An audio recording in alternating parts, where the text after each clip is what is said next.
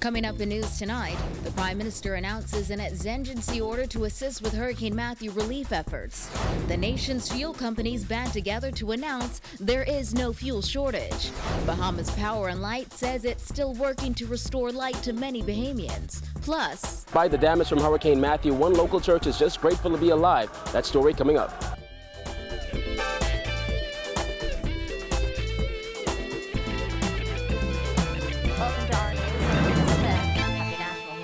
And thanks for joining us.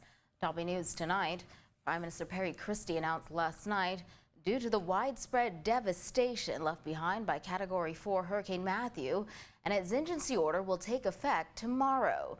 The order will allow for tax and duty-free imports on items related to restoration efforts. At a press conference at NEMA headquarters, a somber Christie said damage estimates could be as much as 4 times the $100 million in damage left behind by last year's Hurricane Joaquin. Let me indicate how incredibly serious our challenges are. We estimated after Hurricane Joaquin, that the cost was over $100 million. You can identify a multiplier 2 times, 3 times, 4 times. This cost is going to be very much more than Joaquin. Enormous damage has been inflicted on thousands of Bahamians who were not so affected in such numbers by Hurricane Joaquin. Christie said he was overwhelmed by the damage he witnessed firsthand, noting the harsh winds and flooding brought on by Matthew left behind severe devastation and extraordinary loss. Homes and businesses were destroyed, trees decimated, and utility poles and lines flattened. The exigency order, Christie said, will allow for tax exemptions on NEMA-approved donations and other recovery items. The exigency orders would cover building materials, furniture, furnishings, vehicles, and we have met right out here, right around the corner from here, lots of people whose vehicles have really, in effect, been lost because of flooding. So it covers vehicles. And as we move forward, we have to also take into consideration other personal belongings that should be covered. The order, Christie added, will be retroactive. We have agreed to cover the period between the commencement of hurricane conditions and Tuesday, when the exigency order would take effect, upon proof and certification that the expenditure conforms with the requirement. The government is also considering issuing a hurricane recovery and reconstruction bond. Christie said there's also plans for a tax rebate scheme as an incentive for the private sector to donate to hurricane relief efforts. The government and the Chamber of Commerce agreed on incentives for companies who donate to the government's donation account, Rebuild Bahamas, or any other government-approved relief fund. Any donation of $1,000 or more shall receive a tax rebate on business license fees equivalent to 10% of the amount donated, up to a maximum of rebate of $100,000, and that is why I used the $1 million, because those who have that capacity will receive a rebate of $100,000.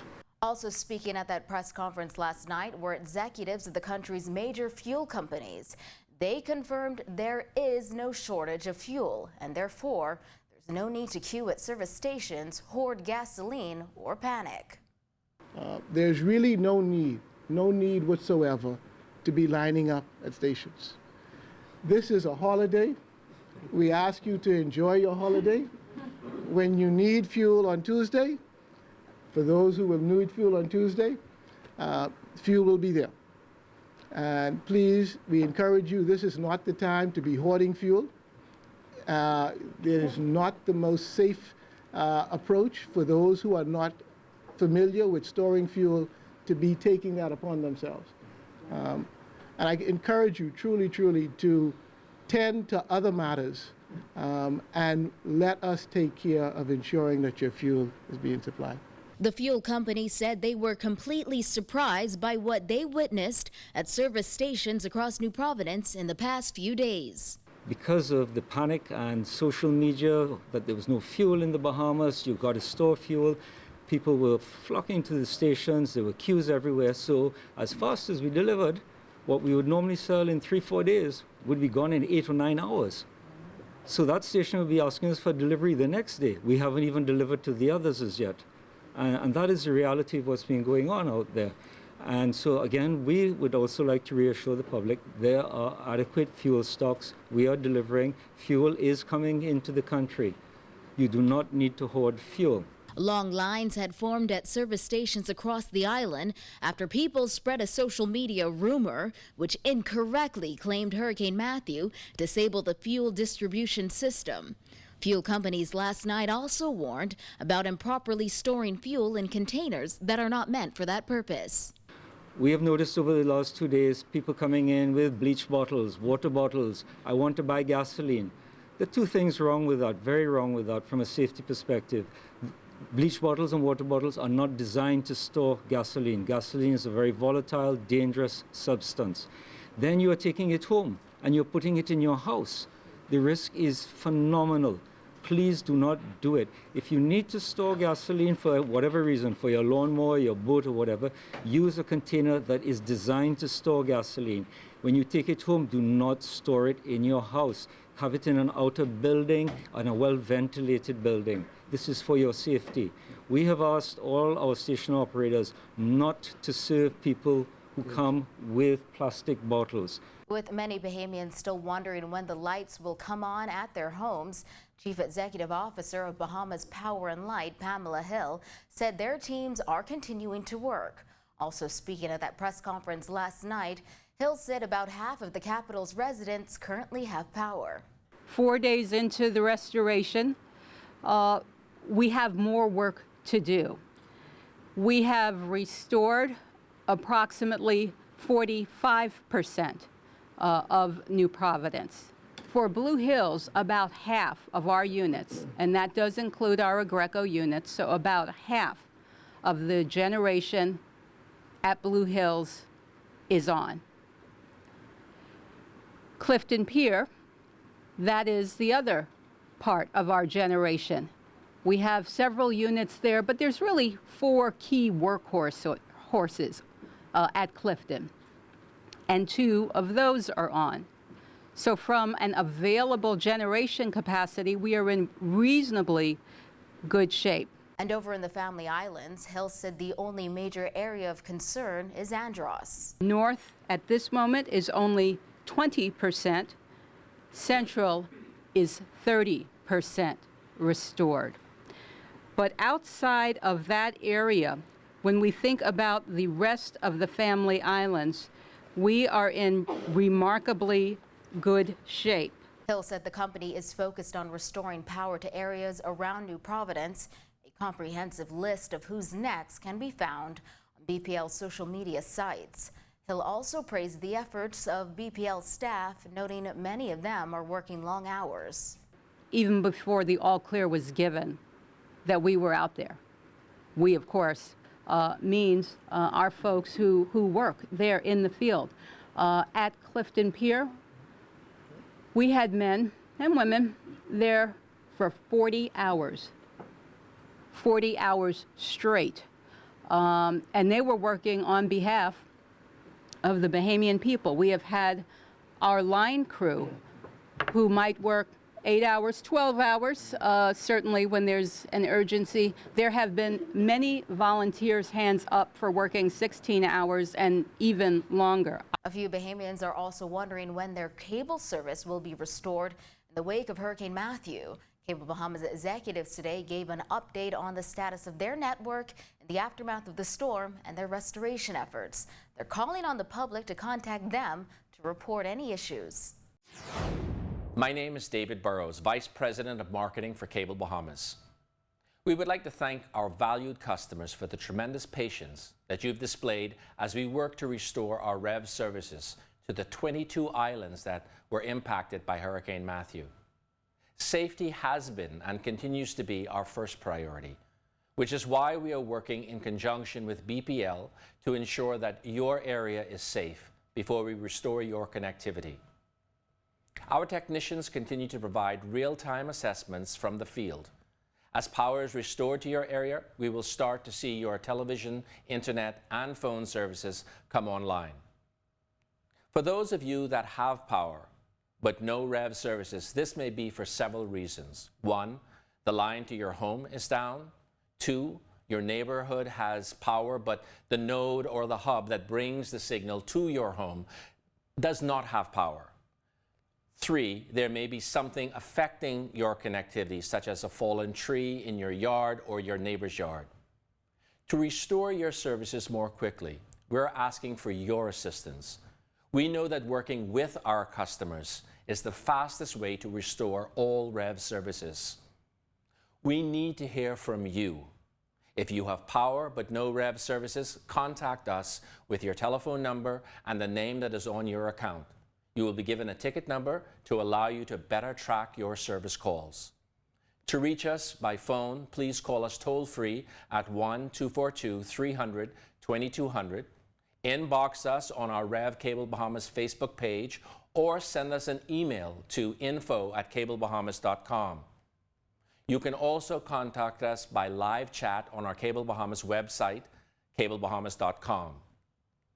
We also wish to take this opportunity to thank the entire Cable Bahamas staff that have been working around the clock to get your services up and running. There are many members of our staff, your family members, that have been working since 6 p.m. Wednesday prior to Hurricane Matthew's arrival, and for that we are truly grateful. We are proud that the staff at Cable Bahamas understands that our customers are our #1 priority. On behalf of the entire Cable Bahamas staff, we wish to thank you for your continued patience as we work to restore your services. It's a long road ahead for members of a Baptist church in eastern New Providence. With serious damage to its building, the church has somehow found a way to move on. Kyle Joaquin visited yesterday and filed this report. Well, Dana, Hurricane Matthew surely had his way with Zion Yamacraw Baptist Church. And although the main sanctuary suffered some severe roofing damage, it didn't stop these members from coming to church at all today.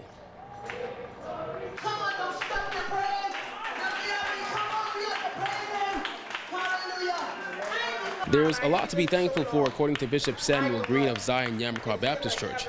This as his congregation improvises after Hurricane Matthew did some major damage to the building. The force of the wind came from the eastern side, and as a result of that, it ripped all the east. The rest is okay, but all that reinforcement we have in the east, it ripped all that off. And of course, with the wind came the water, so we had to get a lot of water out of the building. As a result of that, members moved over to a smaller room in the building and found a way to make it work. God is good, and we are very, very resilient, as you say, and we'll go on. We'll bounce back from this, and we'll fix the minor damage, as I call it. I mean, it's a bit major, but that's small thing, you know, where God is concerned. Yes, we have to. We have to give God thanks. The Bible teaches us we give God thanks in all things. Whether it's good or it's bad, we still give him thanks. Because it could have been worse, we could have been dead. So give him thanks that we're still alive and be able to call upon his name. If you look at the roof, you'd see Matthew trashed parts of it like foil paper. And down below, caution tape warning people not to walk close as there were pieces of loose concrete sitting on the edges of the roof. But walking through the church, there wasn't one down spirit, as these members say they saw it as just another opportunity to give thanks. I can't be unthankful. I'm very thankful for God's grace and his mercy. Because what he done for me, I tell you, it's a miracle. I see miracles all through the storm. But God is good. Not a soul was lost. We got a lot of thank God. I wonder why this place ain't filled up this morning. Because God been good to this Bahama land. We should have been flying here to give God thanks. I'm glad I am here. Some members suffered a bit of damage to their homes, but the bishop says from what he understands, nothing major. According to Green, here's what's most important to him. Everybody's okay. We're so thankful because the kind of force that the wind came with and the amount of rain and the flood that we had in some areas, we were worried about some of our members. But the Lord has been good. Every last one of them came through all right. We ought to just magnify His name. We ought to give Him glory, shout glory! Hallelujah! Hallelujah! Hallelujah! We are people, we need to praise Him. Reporting for Our News, I'm Kyle Joaquin. When Our News returns, what social services is doing to help those impacted by Hurricane Matthew. Stay with us.